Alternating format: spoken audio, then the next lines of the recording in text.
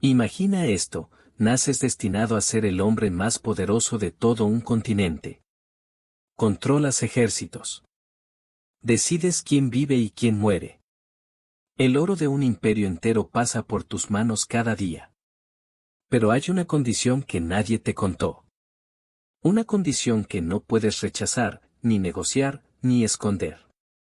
Nunca, jamás, en el resto de tu vida, alguien volverá a mirarte directamente a los ojos. Ni tu madre. Ni tu esposa. Ni tus propios hijos. Esto no es el argumento de una película de terror. Esto era la vida real del Tlatoani, el emperador azteca. Y hoy vas a descubrir que el palacio más deslumbrante de toda América no era un símbolo de libertad, era la celda mejor decorada de la historia. Una prisión de oro, con barrotes invisibles, de la que ni el hombre más poderoso del mundo azteca podía escapar. Quédate hasta el final, porque lo que le pasó a Moctezuma con esta prisión te va a hacer cuestionar si el trono realmente valía la pena. El peso de la corona. Todo empezaba mucho antes del trono. Empezaba en la cuna. Si nacías dentro de la nobleza azteca, tu infancia ya no te pertenecía. No había tiempo para jugar, ni para ser simplemente un niño. Mientras otros pequeños corrían libres por las calles de Tenochtitlán, a los hijos de la nobleza los llevaban directo al Calmecac. Y olvídate de la imagen de una escuela común. El Calmecac era, literalmente, una fábrica de sufrimiento controlado. Dormían sobre el suelo frío, sin lujos, sin mantas suaves que suavizaran la piedra. Comían lo mínimo, porque el hambre, para los aztecas, forjaba disciplina. Y en mitad de la noche, cuando cualquier otro niño estaría soñando, a ellos los despertaban para clavarse espinas de maguey en la piel como parte de rituales de sacrificio personal. ¿Por qué tanta crueldad hacia sus propios hijos? Porque los aztecas tenían una creencia brutal: quien quisiera mandar, primero tenía que ser quien más sufriera. No buscaban a un príncipe mimado, rodeado de sirvientes que le resolvieran la vida. Buscaban a alguien roto por la disciplina, forjado como el metal se forja en el fuego, hasta que ya no quedara nada blando en él.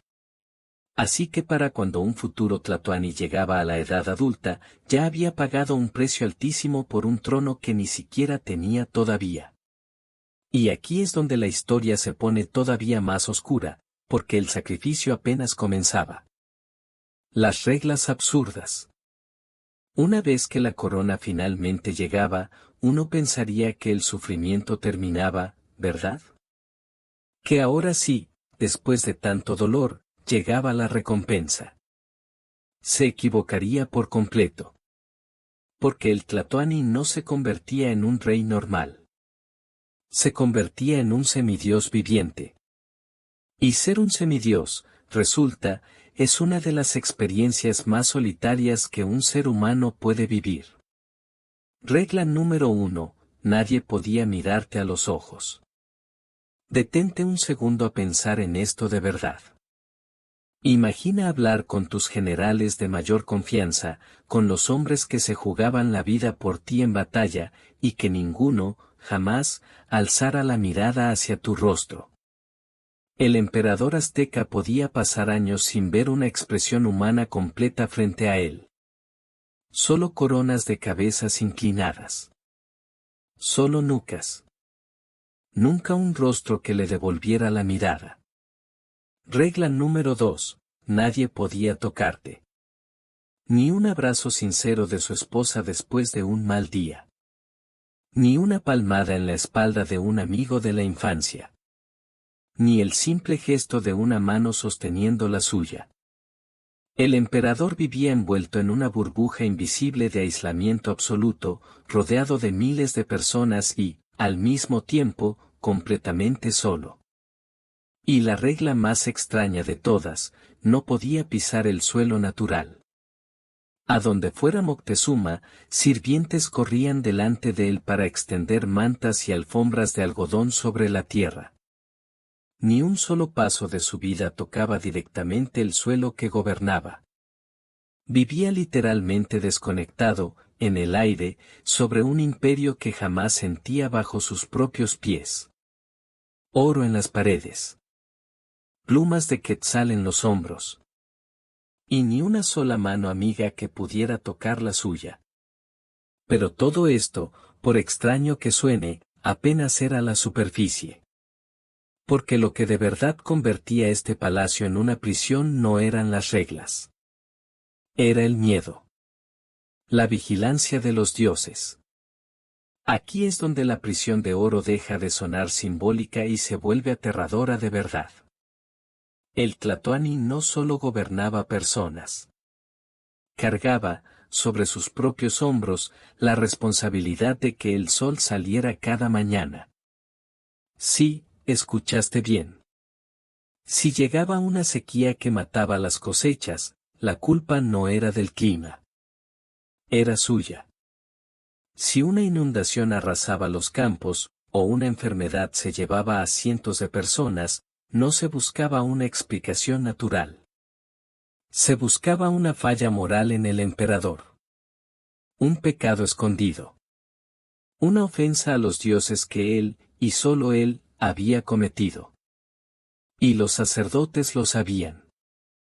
Por eso lo vigilaban las 24 horas del día. Cada palabra que pronunciaba era analizada como una posible señal divina. Cada gesto, interpretado. Si Moctezuma, aunque fuera por un instante, dejaba ver miedo en su rostro frente a su pueblo, o tristeza, o duda, se creía que los propios dioses podrían abandonar el imperio para siempre. Detente a imaginar eso un momento. Vivir cada día de tu existencia con la certeza de que el fin del mundo depende de que tú, un ser humano de carne y hueso, no cometas ni un solo error emocional. Ni una grieta. Ni una lágrima en público. No existía la posibilidad de tener un mal día. No existía el derecho a estar cansado, o triste, o simplemente humano. El palacio más grande de América se había convertido, sin que nadie lo dijera en voz alta, en la cárcel psicológica más despiadada jamás construida. Y el preso no podía renunciar. No había forma de pedir la libertad. Solo quedaba resistir, hasta que el imperio mismo se pusiera a prueba. El final y el debate. Y entonces, después de toda una vida entrenado para no mostrar debilidad jamás, llegaron los españoles.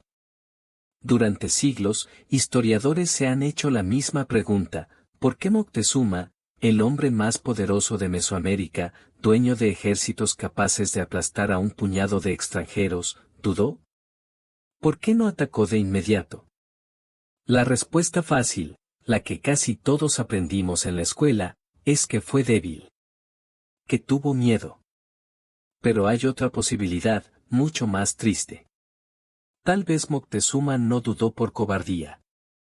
Tal vez dudó porque toda su vida lo habían entrenado para interpretar señales, para leer profecías, para no confiar jamás en sus propias emociones, sino en un sistema de reglas rígidas que jamás lo prepararon para algo verdaderamente nuevo.